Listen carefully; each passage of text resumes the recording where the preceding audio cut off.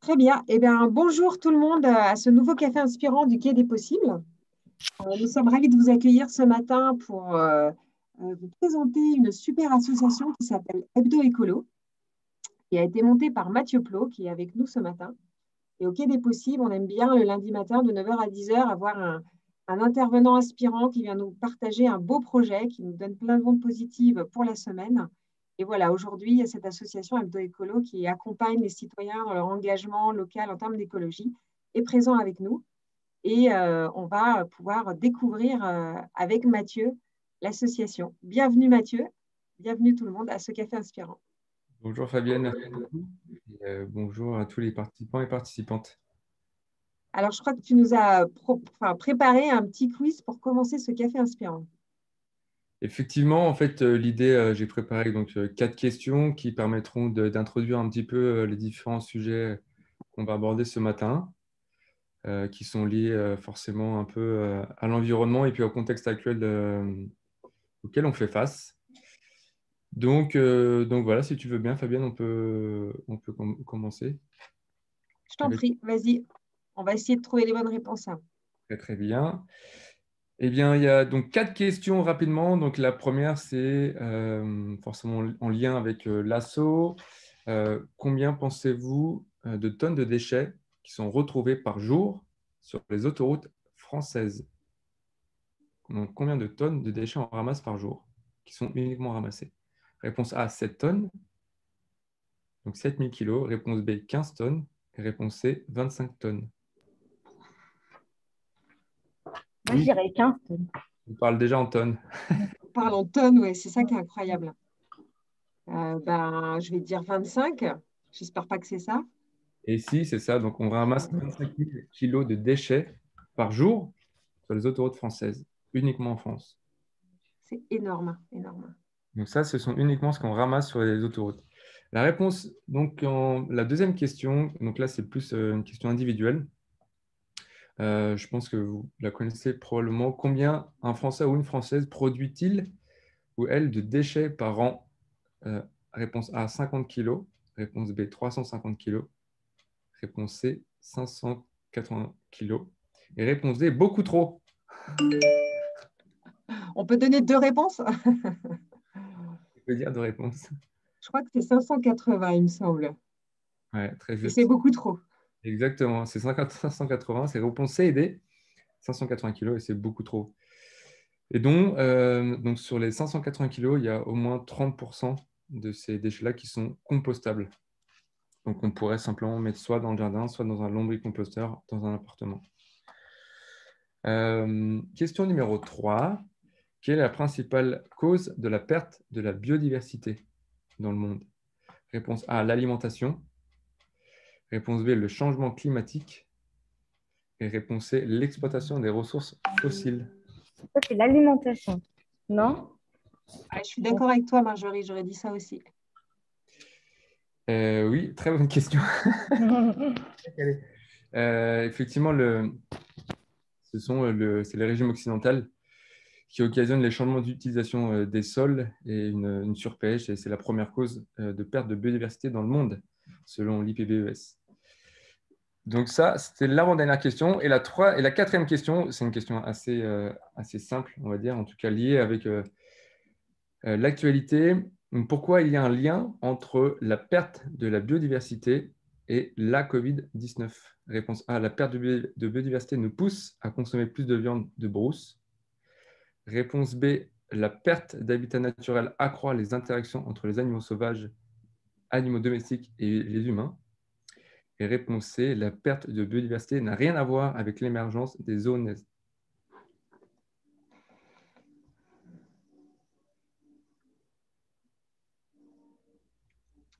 Réponse B. Oui, très juste. Effectivement, donc en fait, tout est lié. La perte d'habitat naturel accroît accroît les interactions entre les animaux sauvages, ce qui fait que donc, du coup, forcément, les animaux transmettent plus facilement les maladies qui sont euh, dans leur corps et donc du coup, les transmettent forcément plus facilement auprès des animaux. Voilà, on le voit aussi beaucoup, malheureusement, avec enfin, à quel point l'Amazonie part en fumée Et d'ailleurs, l'Amazonie maintenant rejette plus de CO2 qu'une absorbe de CO2. Donc ça, à peu près, c'est une information qui a beaucoup tourné, donc c'est assez malheureux. Voilà, donc on va voir comment on peut faire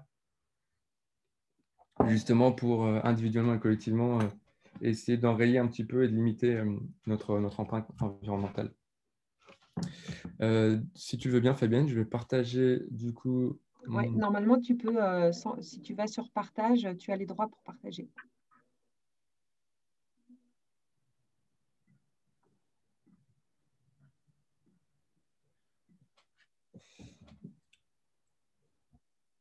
Hop, c'est bon, on voit ton écran. Superbe.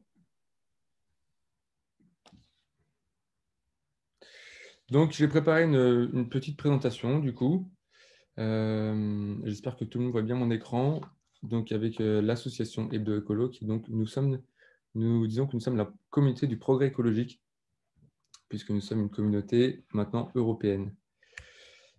Donc, dans ce café inspirant, l'agenda, on va parler du contexte, pourquoi on a créé cette association, la prise de conscience que j'ai opérée est en lien avec l'éco-anxiété. Je suppose que vous en avez déjà entendu parler.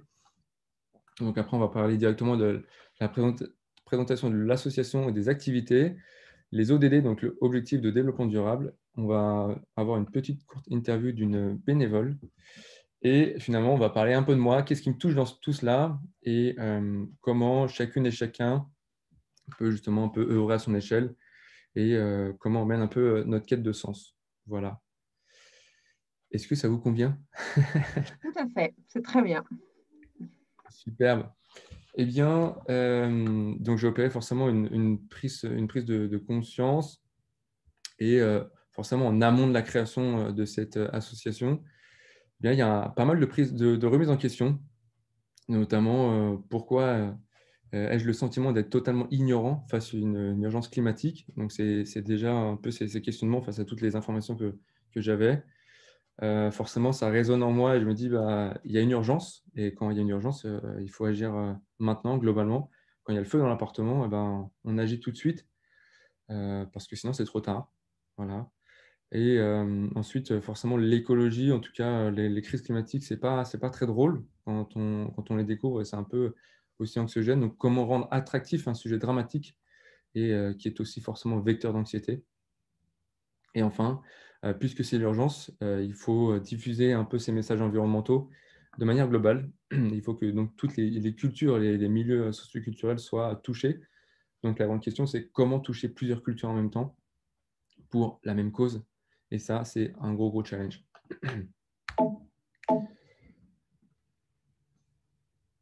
Donc, il y a une prise de conscience qui s'opère, notamment grâce aux chiffres. Donc, j'en ai cité quelques-uns qui, pour moi, qui me touchent vraiment beaucoup, notamment que 90%, c'est la biomasse des grands poissons et mammifères marins qui ont disparu depuis l'ère de l'industriel. C'est-à-dire 90% de la biomasse a disparu. Et ça, c'est absolument, c'est fou quoi, quand on y pense.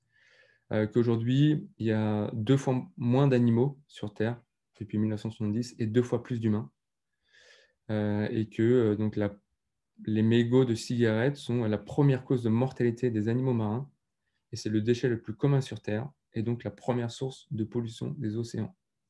On parle du mégot de cigarette, juste ce tout petit truc qu'on a dans les mains, qu'on utilise 5 minutes et qu'après on jette un peu partout. Donc du coup, ce mouvement global fait que c'est la première cause de mortalité des animaux marins. Ça, c'est complètement dingue.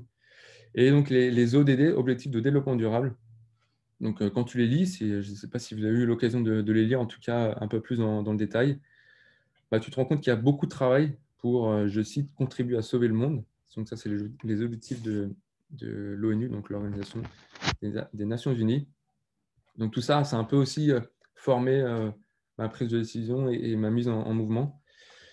Et il y a Lamartine qui dit, on n'a pas de cœur, un pour les animaux et un pour les humains. On a un cœur ou on n'en a pas. Voilà. Et ça, c'est aussi quelque chose qui me touche. Forcément, après cette prise de conscience, c'est un peu l'éco-anxiété. Je ne sais pas si vous en avez déjà entendu parler. C'est l'essor d'une nouvelle forme d'angoisse. On l'appelle l'éco-anxiété ou la solastologie. Donc, c'est plus qu'une peur, c'est un trouble qui tourne à une maladie, une anxiété un peu incontrôlable, celle de voir les humains détruire la Terre sous nos yeux. C'est un peu comme vivre une scène de crime d'un film, mais en fait en temps réel. Dès lors que tu prends conscience de l'urgence climatique, c'est un peu anxiogène, tout ce qui se passe, tu remets tout en question. Quand tu vas dans un magasin et que tu vois tout ce qu'on te vend et qui vient, qui est aussi vecteur de pollution majeure, enfin, voilà, tu t'en perds un peu une sorte de, voilà, d'anxiété profonde. Et donc forcément, c'est le nouveau mal du siècle. Et il y a Véronique Lapège qui dit qu'il ne faut pas voir l'éco-anxiété uniquement comme un problème, mais aussi comme un moteur pour changer les choses. Donc, j'ai essayé justement de transformer cette énergie un peu négative, qui est finalement devenue une énergie positive, puisqu'elle a mené lien forcément à la création de l'association. Donc, qu'est-ce qu'il faut faire? Forcément, un remède principal contre cette anxiété un peu qui monte, notamment chez les jeunes. Donc, il y a à peu près 90% des 15-30 ans, pardon, qui ont conscience de l'urgence climatique et qui pourraient ressentir du coup cette éco-anxiété. Donc, la première chose, c'est se mettre en mouvement. En tout cas, c'est ce que les spécialistes disent. Et que les changements s'opèrent individuellement pour reprendre confiance en soi et en confiance en son pouvoir d'agir. Donc, comment j'ai fait, simplement? Donc, j'ai pris à la source ce sur quoi moi je pouvais décider, c'est-à-dire j'ai d'abord arrêté de manger de la viande. Je suis devenu végétarien quelques semaines, quelques mois après. Et puis après, j'ai arrêté de fumer. Voilà. Et ensuite, l'autre changement aussi vraiment profond, forcément, ça a été de monter l'association. Donc, une fois qu'on a un peu conscience et qu'on se met en action, il y a un enjeu qui est vraiment majeur, c'est comment faire pour que les autres, que faire pour les autres face à l'éco-anxiété, c'est-à-dire quand tu es informé, puis tu es convaincu de cette urgence climatique, tu es persuadé, donc il y a vraiment une différence entre être convaincu et persuadé. Convaincu, tu as vraiment pleinement conscience, et persuadé, tu te mets en mouvement. Et l'une des difficultés à vraiment éloigner, c'est la méthode de l'injonction, c'est-à-dire imposer les choses aux gens. Et une fois que vraiment tu es intimement lié avec cette urgence climatique et que ça te touche, il y a quelque chose on devrait essayer d'éviter, c'est d'imposer un peu notre esprit, notre mise en mouvement aux autres. Donc, ce que je m'applique, c'est d'inciter forcément les gens autour de moi à passer à l'action avec des astuces, avec des initiatives, peu importe l'initiative, du moment qu'elle nous fait sentir un peu prendre confiance en nous. Il faut aussi laisser respirer les gens et éviter de répéter forcément en boucle à quel point notre monde est voué à une fin terrible. Donc ça, par exemple, moi, j'ai vraiment pris du recul sur l'information sur les réseaux sociaux, notamment. Je regarde beaucoup moins de documentaires liés à la catastrophe environnementale ou d'informations sur les réseaux sociaux. Je lis quelques articles, mais je passe plus trop mon temps justement à m'informer parce que c'est un peu une boucle et c'est un peu du coup facteur de mal-être important. Et surtout, il faut garder le sourire et c'est pas parce que on s'engage qu'on ne peut plus rire ou s'amuser. On dit maintenant, dès qu'on a une action environnementale, les gens disent ouais mais ça c'est pas écolo, ça c'est pas écolo, ouais mais ça il faut respirer et se laisser un peu de répit. Voilà, donc ça menait lien forcément à la création de l'association, tout ça. Donc le 17 août, je décide de monter l'association. Donc on est à plusieurs, je réunis plusieurs personnes autour de moi, on est 5. Et on fait donc du coup une AG. Et le 17 août 2020, c'est parti. L'objectif déjà, c'est de favoriser l'information auprès des citoyennes et citoyens. Donc, on monte un média citoyen et donc un journalisme citoyen. Donc, on le fait d'abord sur les réseaux sociaux, donc sur Instagram. Et l'objectif numéro 1, c'est de recueillir un petit peu les questionnements des citoyennes et citoyens et d'essayer de répondre à leurs questions par la recherche d'informations. Donc, on veut créer un tissu d'information entre différents milieux sociaux. Par exemple, on veut interviewer un agent de tri, une personne qui travaille dans un centre de tri, et lui permettre de dire à tous les autres citoyens qui trient leurs déchets que son métier est difficile parce que du coup, on a un manque d'informations. Donc, essayer du coup d'informer les autres citoyennes et citoyens par différents métiers ou différentes personnes dans les différents milieux sociaux. Donc, on veut forcément favoriser la démocratie participative et l'accès à l'information et s'informer pour préparer ou renforcer sa mise en mouvement. Donc, tout ça, on le fait maintenant sur les réseaux sociaux, donc sur Instagram, sur Facebook, sur le blog citoyen et bioécolo. Donc, chacune et chacun peut prendre la plume ou le micro pour informer sur les sujets dont ils sont experts ou qui sont vraiment en voie d'information. Donc ça, c'est la première action vraiment de l'association. Et une parole de François Rabelais qui disait « L'ignorance est mère de tous les maux ». C'est-à-dire, si on n'est pas conscient, forcément, on peut réaliser, en tout cas, faire je dirais des erreurs, entre guillemets, en tout cas de nuire à l'environnement sans du coup en être conscient. Et ça, c'est très important du coup de s'informer librement. La deuxième action parmi les 4, donc là, pour moi, et pour nous finalement, c'était de dire, OK, on a un espace d'information, de liberté, où on peut écrire, on peut à terme interviewer un petit peu qui on veut pour, comme je le disais juste avant, créer du lien. Et il faut aussi un espace d'action sur le terrain, un peu partout en France, où on agit concrètement, on reprend vraiment concrètement confiance en soi. Donc là, il s'agit de dépolluer l'environnement. Donc, on a créé des mobilisations citoyennes un peu partout en France. Aujourd'hui, on est présent à Paris, à Saint-Malo, à Rennes, à Nantes, à Bordeaux, à Toulouse, à Marseille, à Lyon, à Grenoble, et aussi à Barcelone en Espagne et à Cologne en Allemagne. Donc, on veut lutter forcément, comme je l'ai dit tout à l'heure, contre le premier polluant des océans, donc simplement le mégot. C'est un espace d'action à peu près accessible à toutes et tous, et on en ramasse des milliers chaque week-end. Aujourd'hui, depuis août, à peu près depuis août jusqu'à aujourd'hui, on a ramassé plus de 350 000 mégots de cigarettes, donc c'est absolument énorme. Et tout ça avec l'engagement de plus de 600 bénévoles en l'espace de 9 mois. Donc, rendre un petit peu un terrain d'entente, un terrain de vecteur d'engagement citoyen, c'est pour nous hyper important. Et surtout qu'il soit duplicable dans plusieurs pays en Europe de manière simultanée. Donc, ça crée vraiment une force, une cohésion, de se dire, voilà, on se bat tous pour la même chose et on dépollue concrètement l'environnement.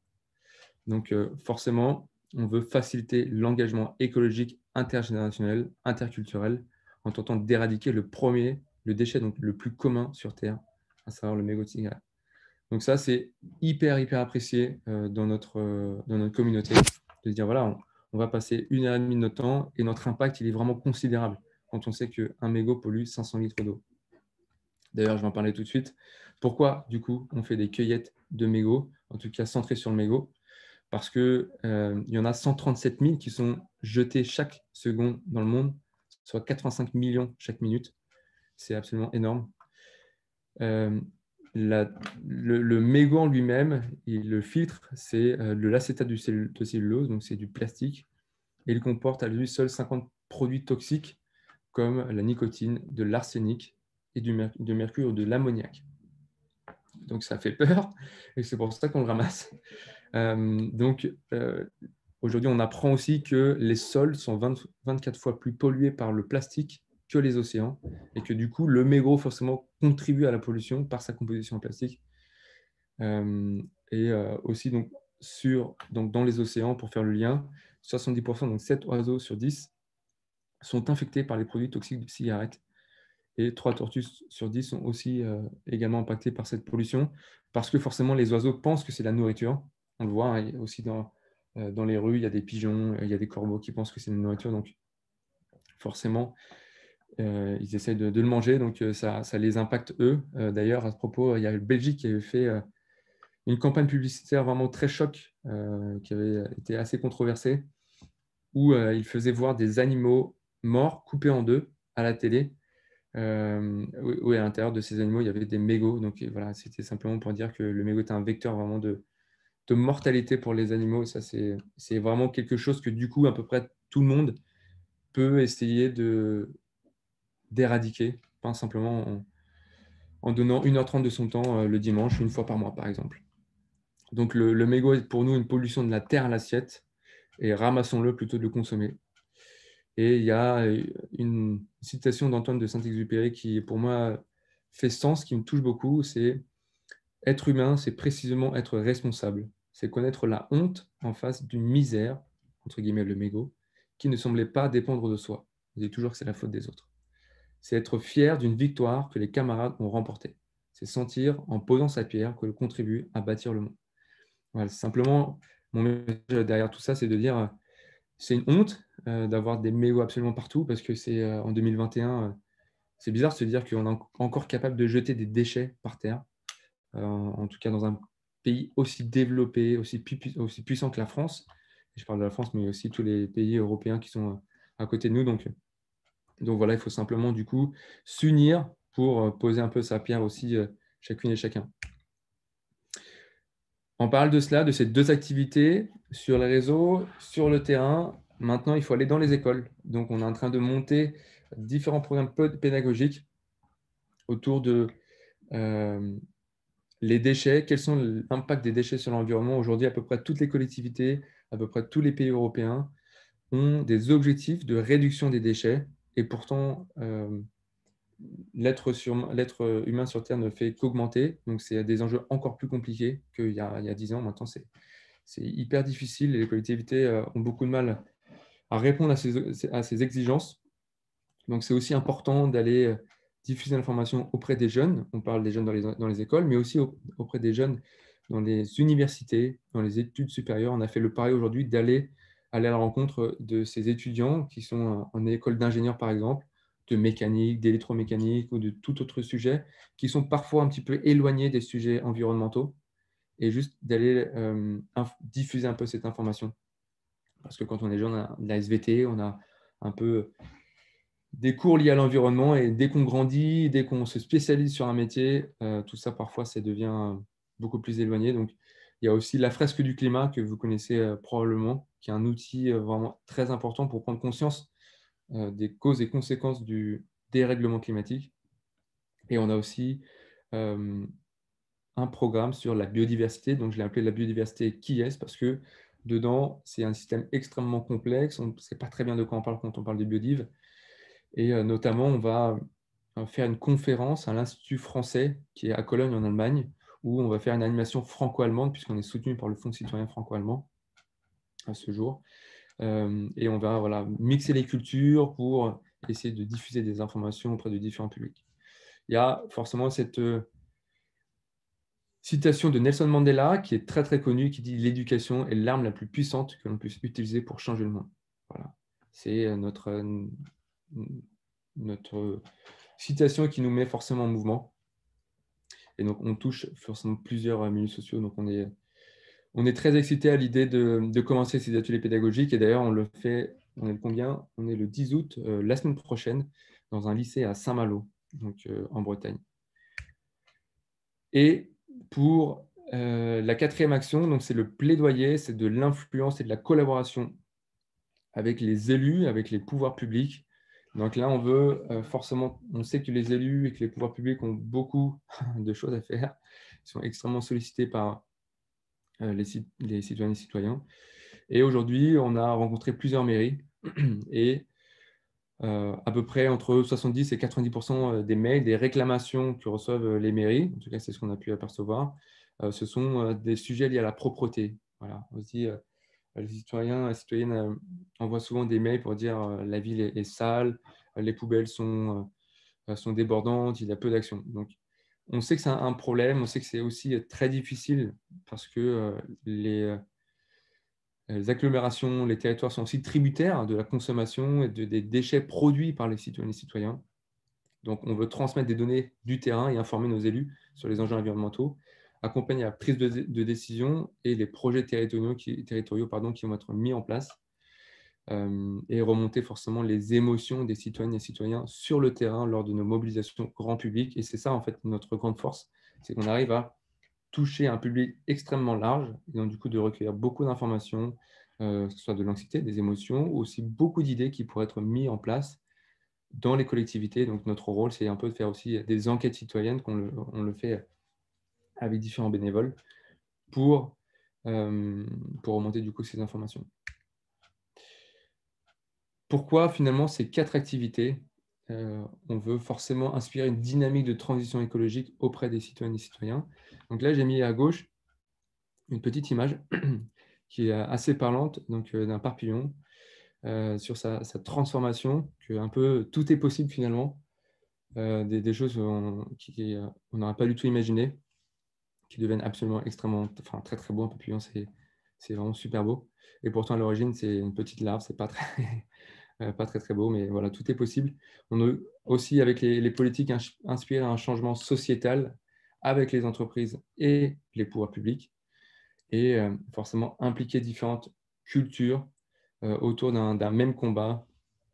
C'est donc la protection de l'environnement. Et tout ça, en tout cas les activités de l'association, permettent de contribuer aux objectifs de développement durable. Donc, comme je le disais tout à l'heure, c'est des objectifs pour, je cite, contribuer à sauver le monde d'ici à 2030. Donc, il y en a 17. Et je vous invite vraiment à les lire, à aller passer 30 minutes sur le site de l'ONU. Vous tapez ODD sur Internet, vous allez forcément les trouver. Et on a un spectre extrêmement large de toutes les actions un peu aujourd'hui à mener, qui sont aujourd'hui forcément assez théoriques, mais de se rendre compte de tout le champ des possibles, en fait, et tout le cas des possibles sur les différentes actions à mener pour protéger l'environnement, que ce soit socialement, que ce soit du coup sur le terrain, ou simplement planter des arbres. Enfin, il y a beaucoup d'actions. Donc forcément, nous, le ramassage de mégots, c'est la réduction des maladies dues à des substances chimiques. Donc c'est l'objectif numéro 3, bonne santé et bien-être. L'objectif numéro 6, c'est de l'eau propre et de l'assainissement. Donc on vient faire de la réduction et de la prévention de la pollution d'eau, puisque je ne l'ai pas encore dit, mais un mégot de cigarette pollue jusqu'à 500 litres d'eau. Donc quand on jette un mégot, ça vient polluer 500 kg d'eau, c'est-à-dire la consommation nécessaire d'une personne pendant un an. C'est à raison de 1,5 litre d'eau par jour, multiplié par 365 jours, on vient consommer 550 litres d'eau en une année. Or, juste un mégot, ça vient éradiquer du coup la consommation d'un être humain d'un an. La protection forcément des écosystèmes et des écosystèmes terrestres. Le jet des déchets vient polluer la terre, forcément vient affecter les écosystèmes. Donc ça, on vient les protéger. Et aussi, comme on l'a dit, c'était la première cause de mortalité des espèces marines, la réduction de la pollution marine résultant des déchets. Il y a beaucoup d'activités différentes qu'on peut faire en fonction de là où on se trouve en Europe pour justement protéger la vie aquatique.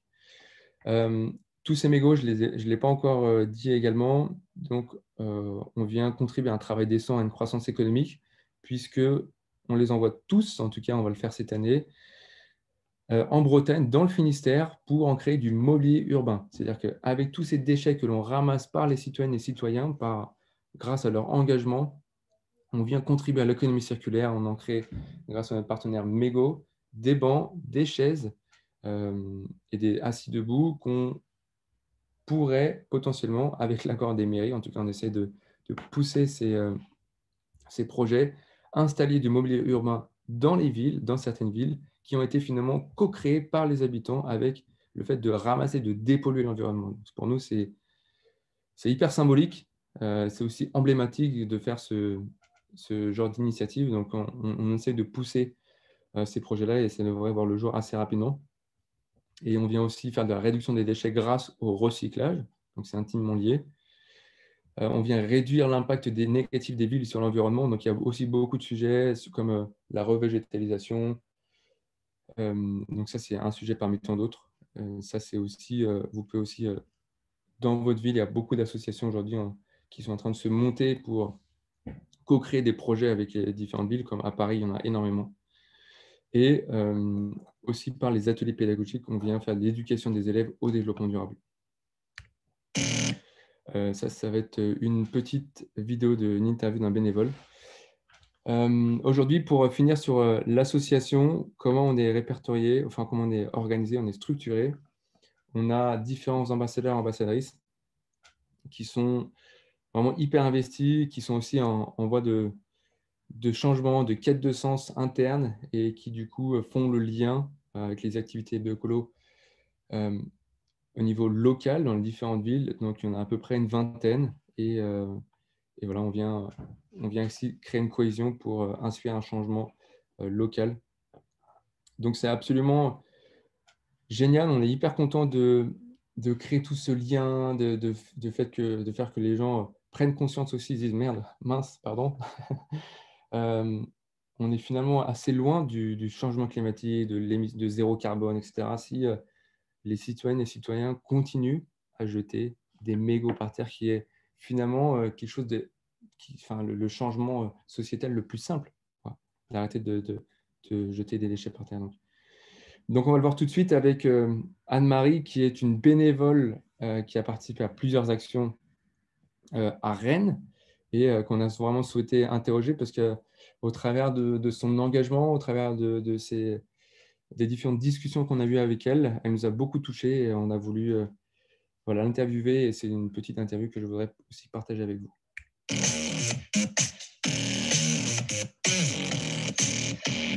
Anne-Marie est retraitée, toute récente retraitée, rennaise. Oui. Et voilà, j'avais envie de me rendre utile. Et ben, pour l'écologie, tant qu'à faire, d'être utile à quelque chose. Et voilà, pour la planète, c'est bien. C'est sûr qu'on a envie de faire quelque chose. Quand on voit les mégots, quand on voit les déchets, on se dit que c'est pas normal. Et qu'il faut bien que quelqu'un fasse quelque chose et commence par faire quelque chose. Il faut penser aux autres, il faut penser à la planète, il faut penser aux animaux marins, on l'a dit. Et voilà, après, c'est la moindre des choses de ramasser n'importe quel déchet, que ce soit à table, que ce soit dans la vie, que ce soit le papier qui tombe de ta poche, le masque qui tombe de ta poche par erreur, sans faire attention. Ben non, on a appris ça à la base, nos parents nous ont appris ça. C'est bien, Hebdo Écolo, continuez, parce que vous êtes des petits jeunes qui n'en veulent, et il faut.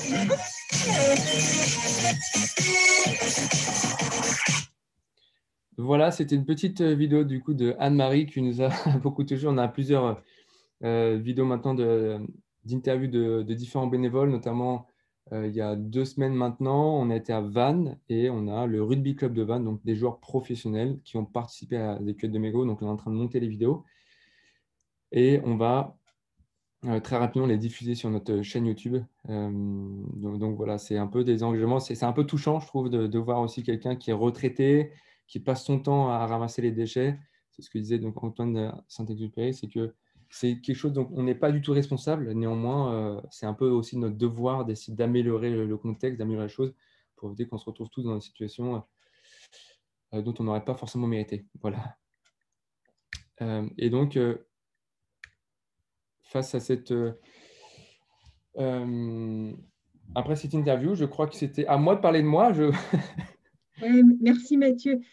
Pour faire effectivement enfin, moi je trouve que c'est incroyable toute l'énergie, tous les projets, tout ce que vous proposez à Hebdo Écolo, c'est super complet. Vous essayez d'adresser vraiment tous les enjeux et en même temps en se disant, bon, c'est quoi l'action emblématique, c'est quoi la chose qu'on peut faire tous, enfin, chacun à son niveau concrètement, par quoi on peut commencer. Et je pense que c'est une super idée d'avoir trouvé voilà, le ramassage des mégots comme étant un peu l'action emblématique de votre mouvement, sachant que vous faites pas d'autres choses à côté et que ça, c'est simple.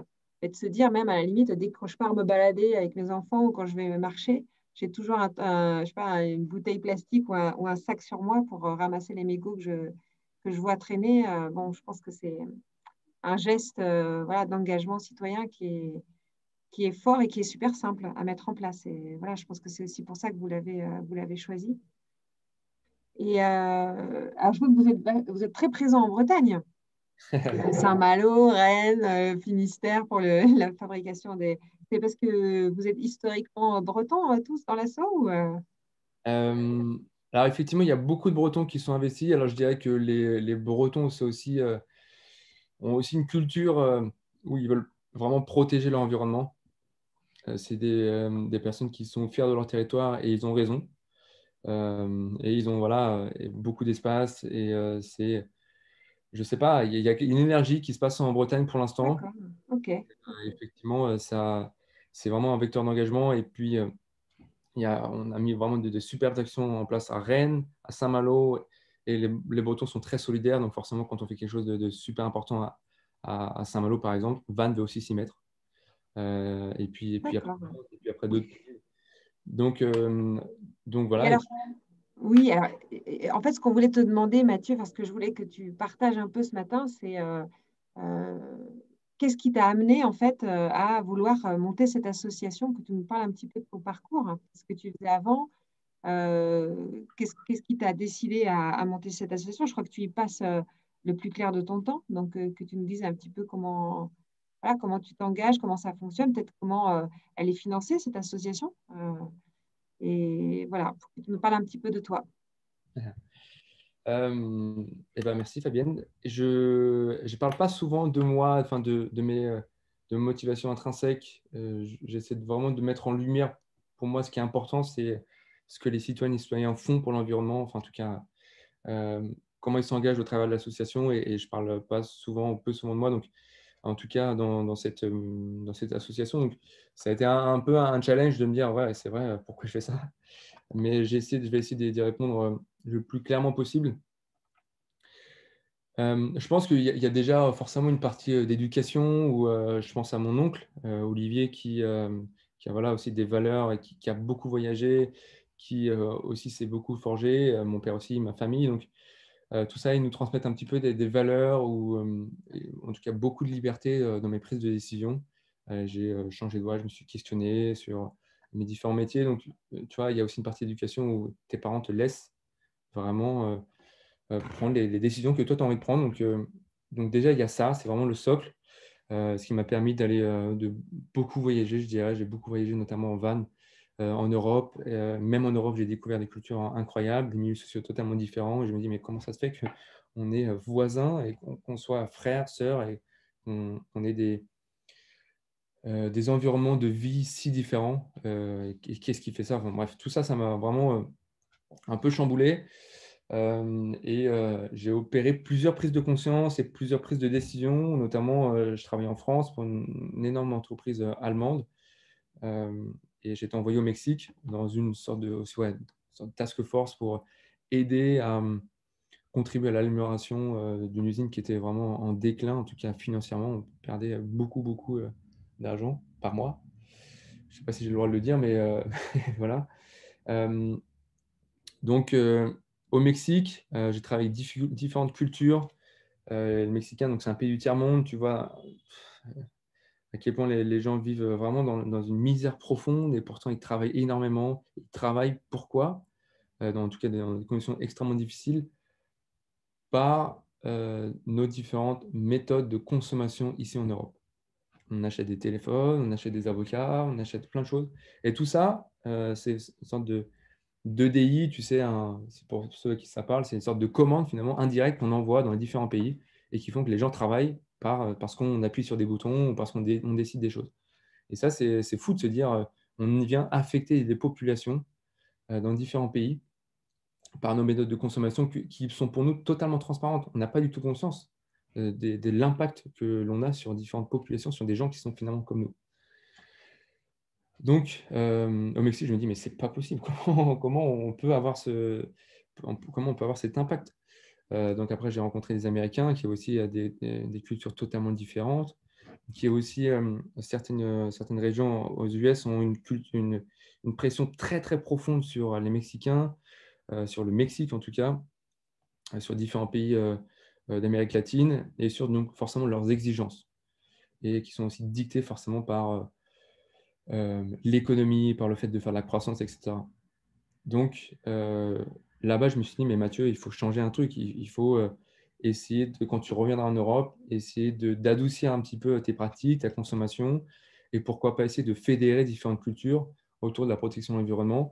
Et quand j'étais aussi au Mexique et aussi en Allemagne, j'ai vécu un an en Allemagne, c'était pour moi aussi très difficile de me dire, il y a une urgence climatique, je ne parle pas ou peu allemand, et j'ai beaucoup de mal à m'investir dans un milieu associatif ou de faire des projets collectifs parce que je ne parle pas la langue. Donc, ça a été aussi pour moi un vecteur de me dire, euh, je suis expat en France, je parle anglais, espagnol, peu importe la langue, et il faut créer un espace aussi d'engagement citoyen interculturel, intergénérationnel. Forcément, comme tu disais aussi, Fabienne, le mégot, du coup, c'est quelque chose d'extrêmement simple où on est là physiquement et on peut créer de l'échange. Donc ça, pour moi, c'est très important dans la transition écologique de se dire, il faut qu'on soit soudés, qu'on soit liés et faire des actions transfrontalières. Donc, pour moi, vraiment, ce dont je suis vraiment convaincu, c'est de se dire le pouvoir de changer le monde, et je l'ai mis un peu en mode provocation, et uniquement entre les mains des citoyennes et des citoyens. Pourquoi? On le voit bien aujourd'hui, hein, c'est assez malheureux, mais il y a des entreprises qui sont aussi dictées par des sortes de lobbying, en tout cas, ça fait partie du système sociétal. Et on dit on va faire du zéro émission. Quand tu regardes le zéro émission, c'est quoi? C'est le fait simplement de produire des énergies vertes dans des pays sous-développés, et le fait de produire des énergies vertes, pardon, dont des éoliennes, ça a des impacts considérables sur les pays, mais qui sont du coup éloignés aux autres. Nous, on se dit c'est zéro émission. Donc à chaque fois, on va essayer d'inventer des subterfuges pour dire mais non, mais nous on est propre, mais non, nous on fait ça bien, mais non, mais total, on va interdire un petit peu la publicité néfaste à la télévision, mais à chaque fois, on va trouver des subterfuges. Donc, ce que je veux simplement dire, c'est que ça vient de nous. Nous, citoyennes et citoyens, nous qui votons, notre changement, le pouvoir, c'est nous qui l'avons. Et ça, il faut en avoir conscience. Si on a envie de ramasser des mégots, si on a envie de dépolluer l'environnement, si on a envie d'aller faire des maraudes, ça, c'est nous qui devons prendre conscience de ça, et c'est nous qui pouvons changer les choses. On l'a bien vu lors de la Révolution française. C'est nous, les citoyens, qui avons le pouvoir. Et ce qui me touche vraiment dans cette aventure, c'est forcément tout ce que crée, tu l'as dit aussi Fabienne, pour moi c'est important d'être complémentaire et d'offrir un espace où chacune et chacun peut essayer de s'investir. Voilà. Si moi je suis entré par la voie associative, d'ailleurs on a 80% des gens qui viennent ramasser des mégots, c'est pour qui c'est la première fois qu'ils font une mission associative. C'est dingue de se dire ça. Tu vois, c'est la simplicité qui crée la découverte, qui crée la mise en mouvement. Voilà. Et on se dit, mais putain, mince, il y a des mégots partout. Voilà, je l'ai déjà dit. Donc, le fait aussi que les gens ouvrent leur esprit, ça pour moi, ça me touche énormément de se dire, voilà, maintenant j'ai envie de faire d'autres choses. La découverte d'une certaine vérité, de dire, mais finalement, notre monde est extrêmement pollué, je n'en avais pas conscience. L'éveil de ces gens, la prise de conscience que ça opère, finalement l'engagement qui est derrière. Je vois des gens maintenant qui participent à des marches citoyennes. D'ailleurs, ce week-end, il y en avait une. On en a parlé juste avant, Fabienne. Maintenant, des gens qui ont fait pour la première fois une mission associative avec Hebdo Écolo il y a quelques mois et qui maintenant participent à des marches pour le climat. Moi, je trouve ça absolument génial, et je suis hyper content aussi d'avoir fait un peu partie de cette mise en action de ces personnes, et forcément de ce changement boule de neige, puisque cette personne qui participe à une marche climat, elle va plus y aller seule, elle va aussi amener des gens dans son entourage, et on parle du coup des effets boule de neige, de faire lever des leviers. Pardon. Donc ça, c'est quelque chose qui pour moi me touche énormément. Donc, et derrière tout cela, il y a aussi vraiment un aspect très social, c'est rassembler, créer du lien, créer du bonheur. Pour moi, c'est fondamental. Je veux dire, on peut avoir une planète propre, par contre, si on est malheureux, ça n'a pas ou peu de sens, puisque c'est un peu notre essence, tu vois, c'est d'être hyper heureux, d'être joyeux, voilà, d'être ensemble. C'est pour ça que je pense que nous, humains, on a été créés, en tout cas, c'est ce que je ressens. Donc, au travers de cette dépollution, c'est très important de créer une atmosphère très ludique. C'est pour ça que dans nos mobilisation citoyenne, on a des brassards avec différentes couleurs, on a maintenant des bandanas avec des messages, enfin le slogan de l'association qui est la communauté du progrès écologique. On fait des jeux, des animations, tout ça c'est extrêmement important. Voilà, ça me touche beaucoup. Qu'on soit hyper heureux, même de ramasser les déchets des autres. Voilà, ça c'est quelque chose qui me tient vraiment à cœur. J'essaie vraiment d'impulser aussi une dynamique, et maintenant on le fait toutes et tous. On a des idées absolument géniales, et c'est ça aussi la force d'être un grand réseau avec différentes cultures. C'est qu'on peut mettre en place différentes choses et de progresser finalement beaucoup plus vite. Voilà Fabienne, un peu mon Super. parcours. Mais bon, je trouve que c'est très, très parlant et très inspirant tout ce que tu nous dis, parce que finalement, souvent le changement, ça commence par un déclic, par une prise de conscience. Et c'est pour ça, effectivement, que la fresque du climat, par exemple, c'est un super outil, parce que ça permet de se rendre compte. Et tant qu'on ne sait pas, ce que tu disais, tant qu'on ne sait pas, tant qu'on n'a pas conscience des enjeux, des ordres de grandeur de ce qui se passe, bah, on n'a pas ce moment un peu de choc et voilà, un peu de sidération sur quand on prend conscience de l'ampleur du problème, qui Ouais. amène après à se dire, mais il faut que je fasse quelque chose. Je peux pas rien faire face à ça. Et le fait de se mettre en mouvement, bah, ça permet aussi de se sentir mieux. Parce qu'on se dit, bon, bah, je fais quelque chose pour aider et ça permet de sortir un peu de cet état de sidération, de peut-être dépression, parce qu'effectivement, il y a certaines personnes qui le vivent très très mal et le fait de se rassembler, le fait de bouger, de se mettre en mouvement, d'agir, de s'engager, ça fait vraiment du bien et on en est convaincu au cas des possibles de ça. Et c'est vraiment ce qu'on a envie de faire aussi, de créer du lien, de faire que les gens se rassemblent, se rencontrent et que tous ensemble, on puisse faire bouger les lignes. Voilà. Et je suis totalement, enfin, on est vraiment totalement en accord avec tout ce que tu dis. Et je trouve que la façon dont tu fais parler ton cœur, c'est très, très inspirant. Eh ben, merci, Fabien. Et il y avait une petite anecdote aussi. Tu vois, sur l'image à droite, sur ma main droite, j'ai un petit bracelet que j'ai acheté au Mexique. Et j'étais à Holbox, sur une petite île qui est absolument paradisiaque, le week-end entre mes très dures semaines dans cette usine où il y avait 4000 Mexicains qui travaillaient, Mexicains et Mexicaines. Ce petit bracelet, je l'ai acheté du coup à une table sur une pizzeria. Il y avait des enfants qui avaient 4 ans qui vendaient ces bracelets. Et ça m'a beaucoup touché. Je me dis, mais mince, c'est dingue. Et moi, je suis là, ma pizzeria, je suis en train de me détendre. Et je suis hyper privilégié. Et il y a des gens qui passent leur temps à vendre des bracelets, qui sont hyper dans la soumission pour essayer de gagner leur vie, tout ça. Enfin, ça m'a beaucoup choqué. Je me suis dit, je voulais m'interdire d'acheter ce bracelet puisque c'est contribuer du coup à une sorte d'économie qui est hyper malsaine, de faire travailler des enfants qui ont 4 ans et qui déambulent dans la rue, qui sont exposés du coup à des risques. Et à partir de ce moment-là, je me suis dit, Mathieu, tu le fais, tu achètes ce bracelet et tu le garderas sur toi parce que ça va à chaque fois voilà, te rappeler à quel point tu es privilégié et justement à quel point tu dois, toi, agir à ton niveau parce que tu ne peux pas rester comme ça à consommer un maximum et puis détruire un petit peu ton environnement. Donc, c'est quelque chose qui va, voilà, c'est juste une petite anecdote, hein, mais qui m'a plus permis de me mettre en mouvement et puis tu sais, d'inspirer un sorte de, je sais pas, un lien avec le Mexique qui est pour moi, voilà, c'est là-bas que j'ai opéré toute cette transition interne. Voilà, c'est toute une petite anecdote comme ça. Et je suis très heureux que le Quai des Possibles m'ait invité parce que, comme tu l'as dit, Fabien, on a vraiment les mêmes valeurs sociales, de créer du lien. Voilà, c'est génial. Donc, merci beaucoup. Et je vais finir, parce que je crois qu'il est 9h52, oui. Et je vais finir, si tu le veux bien, Fabienne, avec une ouverture vers le monde. J'ai beaucoup aimé, je voulais mettre cette petite image de cette dame qui fait un peu les grimaces parce que je pense que quand on s'ouvre, on ouvre des portes, il faut forcément fermer. Et fermer des portes, c'est aussi très important pour vraiment continuer à avancer. Tout ça, c'est des décisions un petit peu internes. Donc, il faut faire la grimace à certains sujets, à certaines méthodes de consommation dont on a l'habitude. Et il ne faut pas oser de dire non. Là. Donc, j'ai envie de dire, tu vois, de dire aux gens, et toi, finalement, comment tu te sens face à ce changement climatique? Déjà, est-ce que tu en as vraiment conscience?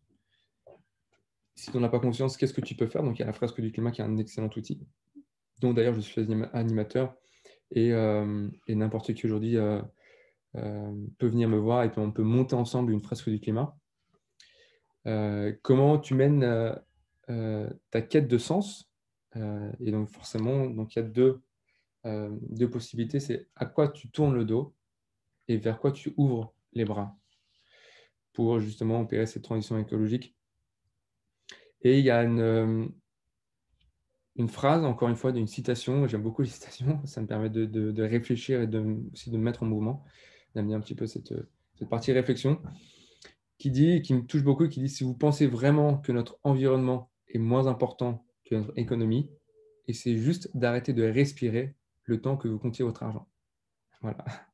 Donc, c'est aussi quelque chose qui me touche beaucoup de dire, mais pourquoi autant travailler pour ne pas respirer finalement, tu vois, et pour aussi détruire l'environnement d'une certaine façon sur des entreprises, dans certaines entreprises qui finalement ont extrêmement peu de sens. On vend des boîtes plastiques qui n'ont aucun sens et on pourrait simplement changer le système. Donc, c'est réfléchir et comment se mettre en mouvement. Si on a des contraintes, forcément, on a toutes et tous un peu des contraintes, parfois familiales, parfois personnelles, où on ne peut pas comme ça changer de métier. C'est hyper important. Et les gens qui disent mais c'est hyper facile. Non, c'est pas facile du tout. Quand on est maman, quand on est papa, qu'on a des enfants à assumer ou d'autres types de responsabilités, c'est très très dur de se dire bah, j'ai envie de changer, mais d'un côté, je m'expose aussi à un danger extrêmement fort, et extrêmement puissant de dire je peux me mettre aussi dans un système de précarité qui pourrait aussi me desservir et j'ai pas envie de ça. Je préfère moi me mettre à l'abri et polluer l'environnement plutôt que de me mettre dans un système de précarité profonde, me retrouver à la rue et ne plus avoir d'impact environnemental. Il y a peu de personnes, je pense, qui pensent comme ça. Donc, c'est d'opérer un petit peu cette transition. Et puis, comment on le fait? Eh ben, par des initiatives environnementales, associatives ou sociales. Ça peut être avec la Croix-Rouge, ça peut être avec plein de différentes autres organisations, mais de consacrer un petit peu de son temps pour aussi opérer un petit peu ce cheminement. On parle de 1 heure par an, par an aussi. Enfin, 1 heure par an, c'est déjà très bien. 1 heure par semaine, ça peut être 30 minutes sur, voilà, ça peut être sur la traduction d'articles, ça peut être sur plein de choses, mais juste de contribuer un petit peu à ce changement sociétal, puisque les associations, je pense qu'elles font vraiment un énorme job. Et du coup, grâce à l'engagement, aux petits engagements de citoyennes et citoyens. Donc ça, pour moi, c'est un peu le conseil, l'ouverture que j'aurais un peu à donner. Et je l'avais dit aussi un petit peu, les ODD, donc les objectifs de développement durable, sont pour moi importants pour identifier ce qui te touche. Va les lire, va sur le site de l'ONU cet après-midi et va voir les 17 objectifs et ce qui, toi, voilà, te donne vers quoi tu as envie de t'investir. Et donc, du coup, derrière, tu pourras trouver des associations qui te permettront de contribuer à l'atteinte de ces objectifs. La lecture, j'ai fait une petite faute, la lecture est aussi un vecteur de réflexion. Il y en a beaucoup. Nicolas Hulot a fait un super livre avec Frédéric Lenoir qui s'appelle D'un monde à l'autre, qui est aussi vraiment un vecteur de réflexion. On parle de changement sociétal, on parle d'action individuelle, on parle aussi de difficulté de se mettre en mouvement. Enfin, il y a plein de choses qui permettent aussi de mettre des réflexions et de commencer à se poser des questions. Et aussi les documentaires qui sont vecteurs d'émotion. Moi, j'en ai regardé personnellement beaucoup des documentaires quand j'étais dans une sorte d'immobilisation au tout début de ma période de transition écologique ou de transition interne. Il est 9h55, j'ai plus de 3 minutes. Je suis plutôt à l'heure. Et donc, les documentaires sont pour moi un vecteur d'émotion qui amène aussi un petit peu forcément d'énervement, d'anxiété, de se dire putain, mince, j'ai aucun poids, aucun. Et si, on a beaucoup de poids. Si on s'y met tous, on a tous du poids parce qu'on est tous ensemble sur cette planète. Donc voilà l'ouverture. Ce sont des questions qu'il faut se poser et faire la grimace et à certains sujets et tendre les bras ensemble avec d'autres sujets et voilà, faites-le ensemble. Merci beaucoup, Mathieu. Et je rajouterais par rapport à cet engagement qu'on a aussi une autre voie d'engagement qui est possible et qu'on essaie de favoriser, ok, c'est l'entrepreneuriat social. Parce que finalement, on peut aussi, dans cette quête de sens et cette reconversion, soit s'engager, monter une asso, et puis on peut aussi monter un projet entrepreneurial. Et on peut s'engager par son travail, quoi. On travaille 80 000 heures dans notre vie. Et si on peut le faire, si on peut aider à traiter un sujet de société, un enjeu de société par notre travail, c'est encore mieux. Et ça, c'est quelque chose qu'on essaye de motiver. Alors, avant de terminer, moi, j'aimerais bien savoir comment on peut t'aider, Mathieu. Comment on peut faire si on veut devenir ambassadeur, si on veut monter une action en local, comment est-ce qu'on peut contacter l'asso et puis qu'est-ce qu'on peut faire pour soutenir ce super travail. Eh ben, merci beaucoup, Fabienne. Je te remercie de poser la question. Déjà, tu as entièrement raison d'en parler sur la partie entrepreneuriale sociale. Je pense que c'est une erreur, en tout cas, c'est une erreur de dire que toutes les entreprises sont mauvaises. Enfin, il y a des combats associatifs qui vont dans ce sens. Moi, je n'irai pas dans ce sens parce que je pense que l'entrepreneuriat social est aussi extrêmement important. D'ailleurs, j'essaye de consacrer un petit peu de temps à ma vie personnelle Comme je suis à 100% sur ce projet bioécolo, j'essaie de me dire, il y a un moment, il va falloir que je gagne de l'argent parce que je suis au RSA, et j'essaie aussi de montrer un projet social à impact. Je t'en parlerai plus tard à la ruche, dans d'autres conférences, si tu veux. Et du coup, comment on peut agir avec l'association? C'est très simple. Déjà, tu peux me contacter. Hein. J'ai une adresse email sur le site internet, donc ebioécolo.com. Donc, on a des adresses email un peu partout sur les réseaux sociaux. Donc, on peut effectivement devenir ambassadeur dans une ville. On n'a pas besoin d'avoir une énorme ville. On peut le faire à Versailles, à Saint-Germain-en-Laye. Il faut juste me contacter. Moi, je vous donne les clés pour devenir ambassadeur ou ambassadrice et on monte une action ensemble, en commun. Ça peut être en semaine, le week-end, en fonction de nos plannings. Et puis là, je commence aussi à créer des référents locaux, régionaux, qui, donc, du coup, ont déjà mené plusieurs actions, qui connaissent très bien maintenant les messages de sensibilisation. Et sur des territoires comme la Bretagne, maintenant, il y a des gens qui sont très compétents. On peut mener ensemble. Je ne vais plus le gérer moi directement, mais ça va être par des entités, des antennes locales. Donc ça peut être une chose, l'engagement au travers des mobilisations citoyennes. Et après, si tu as des compétences dans tout ce qu'on a dit ensemble, sur des ateliers pédagogiques, si tu adores faire l'animation, contacte-moi, contacte-nous. On va mener ensemble des projets locaux, territoriaux. Et après, si tu as aussi si tu as envie d'inspirer un changement sociétal, d'aller rencontrer les élus, de proposer des changements, eh bien ça aussi, on peut le faire ensemble. Donc voilà, il faut juste, en fonction de ce qui toi t'intéresse, que tu as envie de faire, eh bien, on vient du coup placer un petit peu les différentes personnes en fonction de leur motivation. Ce qui est hyper important, c'est d'éviter cette forme d'injonction, de dire toi t'es bon, donc fais ça. Donc c'est juste de se sentir hyper heureux dans ces actions. Voilà. Et c'est ça, je pense aussi, la grande force des associations, c'est de se sentir épanoui dans les actions qui nous concernent et dans lesquelles on se sent bien. Absolument. Donc, écoute, l'association peut accompagner sur plein de sujets différents quand on veut agir en local, quand on est un citoyen et qu'on se dit, je veux que ma mairie, elle se bouge, j'aimerais bien que mes voisins, ils se bougent, j'aimerais bien faire des choses. Voilà, vous pouvez vraiment agir sur ces différents niveaux. Et je suis vraiment ravie, voilà, que tu aies été avec nous ce matin. Tu es très inspirant, Mathieu, et puis tu t'engages, et puis tu fais bouger les choses, et tu parles avec ton cœur, et vraiment, c'était un très beau témoignage ce matin pour ce café inspirant. Et je pense qu'on aura certainement l'occasion de te revoir, je l'espère en tout cas, et de suivre vraiment tes différents projets. En tout cas, plein de succès à cette association, et j'espère que notre live sera disponible sur le quai et on essaiera de le diffuser au maximum pour qu'il y ait un maximum de personnes qui prennent connaissance de tout votre beau travail chez Bioécolo. Merci à toi, Fabienne. Merci au Quai des Possibles et merci à toutes et à tous qui ont suivi ce live. Moi, je suis hyper content. Dès que le Quai des Possibles rouvre, sois-en sûr, je vais venir à Saint-Germain-en-Laye et je prends avec vous. Parfait. On t'attend. D'échanger de nouveau avec vous et de monter des projets, puisque j'ai proposé des petits projets à la ruche aussi. Et au Quai des Possibles, on va faire des choses, je pense, extraordinaires ces prochaines semaines. Voilà. Super. Eh bien, bonne journée à toutes et tous. Merci pour votre présence et à très bientôt. Merci Fabienne, merci à tous et à toutes.